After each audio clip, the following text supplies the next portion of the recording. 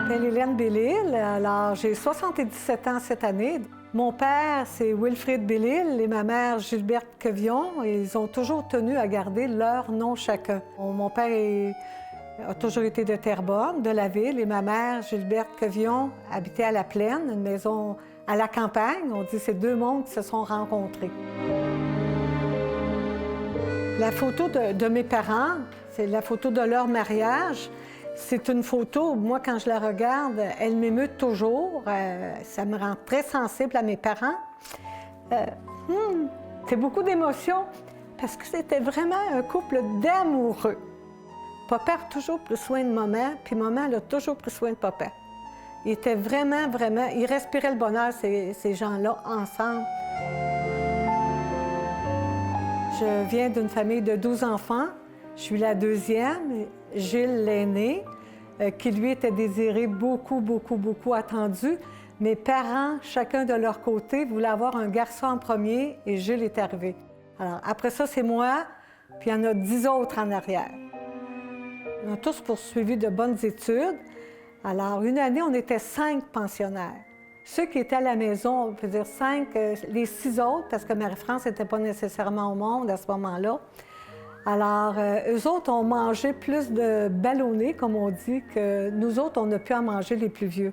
Ça a été plus difficile les années où on était pensionnaires, les 5. Papa était forgeron sur la rue Saint-François-Xavier, 844. Saint-François-Xavier, ça a toujours été très important, le 844, pour mes parents. Et quand ils sont partis, la plaque du 844, on l'a enlevée et c'est une de mes sœurs qui l'a. Quand j'entends les gens « Ah, t'es chanceuse, la maison Bellil », mais je dis « Vous n'avez pas vécu dedans ». Parce que cette maison-là, elle était froide. Papa se levait le matin pour faire une attisée avant que nous autres, on se lève, les enfants. Alors, il chauffait au bois dans la cuisine, mais il n'y avait rien ailleurs. Jusqu'à temps qu'à un moment donné, il a fait installer une fournaise dans le passage. Ça chauffait partout. Mais les premiers temps, là, quand lui a vécu là, il n'y avait pas de chauffage à part le poêle à bois dans la cuisine.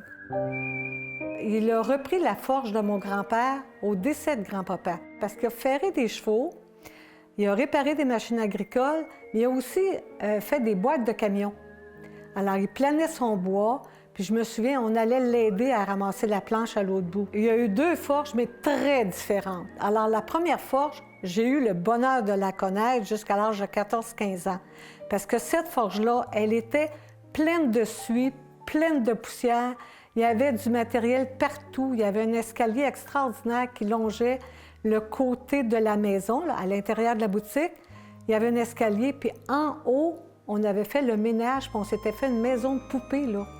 Mais dans la boutique, la deuxième, là, les gens venaient faire ferrer les chevaux sur le terrain, en avant de la boutique. Puis il n'y avait pas un animal qui résistait à papa. Mais quand il y avait un cheval réticent, papa, il l'avait à tout coup. En 1952, on est déménagé dans la maison de mes grands-parents. Mais avant ça, mes parents, quand ils se sont mariés, ont toujours vécu sur la rue Saint-François-Xavier. Et au décès de grand-papa, bien, papa a acheté la maison. Et cette maison-là était très signifiante parce que c'était une belle maison à l'intérieur. C'est une maison où on n'allait pas ailleurs que dans la cuisine.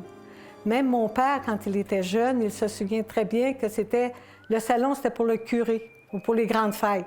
Et ça, on l'a senti de proche parce que quand on est entré dans la maison, le salon était impeccable, de toute beauté.